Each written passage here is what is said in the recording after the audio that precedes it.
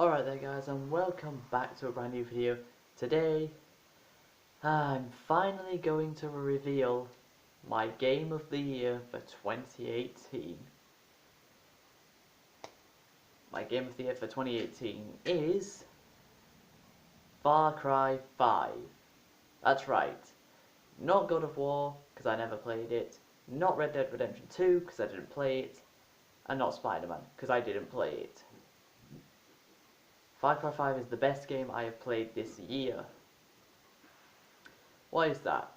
Well, we'll start off with the story. The story isn't the most compelling ever, but it's still a good, it's still a good story. That'll keep you entertained until the end. Basically, an entire cult has taken over parts of America, and your job is to get liberate those parts of America and get them back.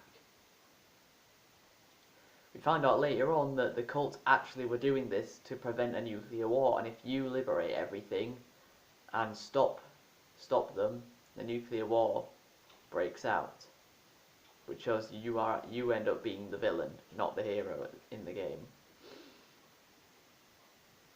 Of course, the usual Far Cry stuff is there, like liberating outposts, crafting, skinning animals, all that stuff is still here. People say that Far Cry 5 is too similar to Far Cry 4, and that Far Cry 4 is too similar to Far Cry 3. And what I say to that is, if Far Cry 3 was such a good game, why are you complaining that 4 and 5 are similar? So they're similar to a good game, but suddenly because they're similar, that makes them bad games. Or not as good, like there's nothing wrong with that. The characters are actually interesting in Far Cry 5. In Far Cry 4, Pagan Min was the only interesting villain. The other three villains were not interesting at all, and very, very, very unmemorable. All four villains in Far Cry 5 are memorable. Joseph, the main villain, John, Joseph, and Faith, the three henchman villains.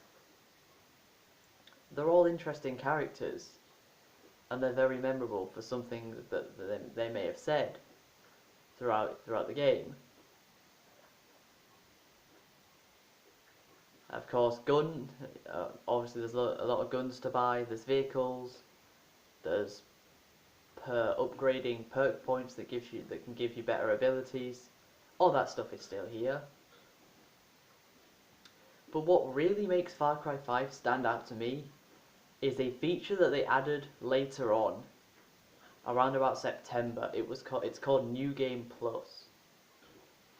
New Game Plus is basically you play through the entire game again from start to finish, but after you finish the prologue, every single gun you bought, every single vehicle you bought, every single every single perk point you've gotten, all of that stuff you can keep. You don't have to rebuy it. So it makes the game easier. It also gives you a difficulty option in New Game Plus, which the original game doesn't have. And having all the guns you've already purchased in your first playthrough makes the second playthrough way more enjoyable, because it makes it easier and you can have more fun playing through the game a second time. Of course, there's pepper stashes that allow you to get perk points and a lot of money. Those are really those are really cool because it requires some are easy, but some require a bit of thinking on how to get over to them. Some may require parkour, some may require searching for it, and some might be in plain sight. But the fact that they're not all the same as in how to find them, the variety of ways you can look for pep stashes is really, really cool. Now, co-op. Far Cry 4 had co-op, and Far Cry 5 does. Far Cry 5's co-op is really good and works very, very well. The only possibly the only downside to the co-op is if you're doing a mission and you have to talk to someone, only the person hosting the game can talk to them. Like, it would be easier if they just let both players be able to talk to people. It'd make everything go quicker.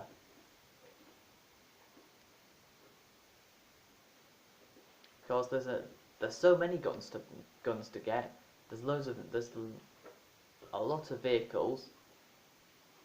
The missions actually have a bit of variety in them.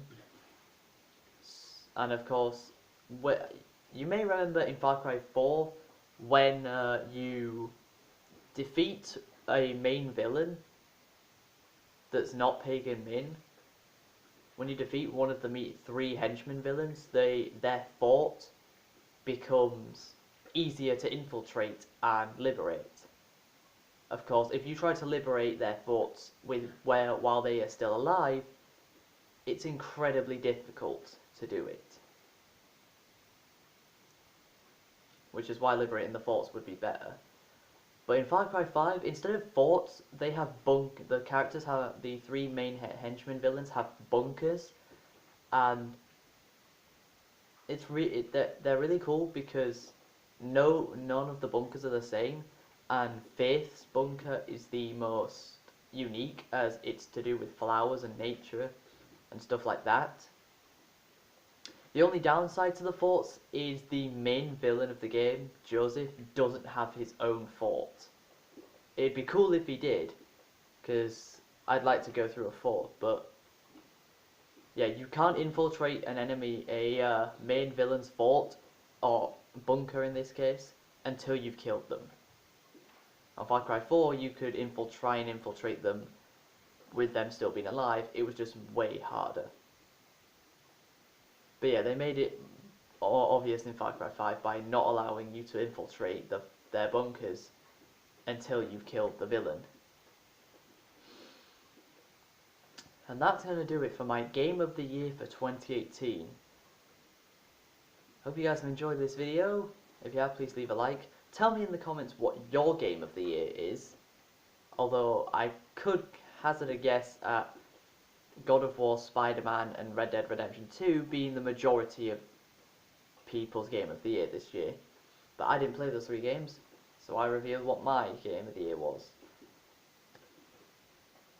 Subscribe if you're new to the channel, follow me on all my social medias, and until next time guys, catch you later.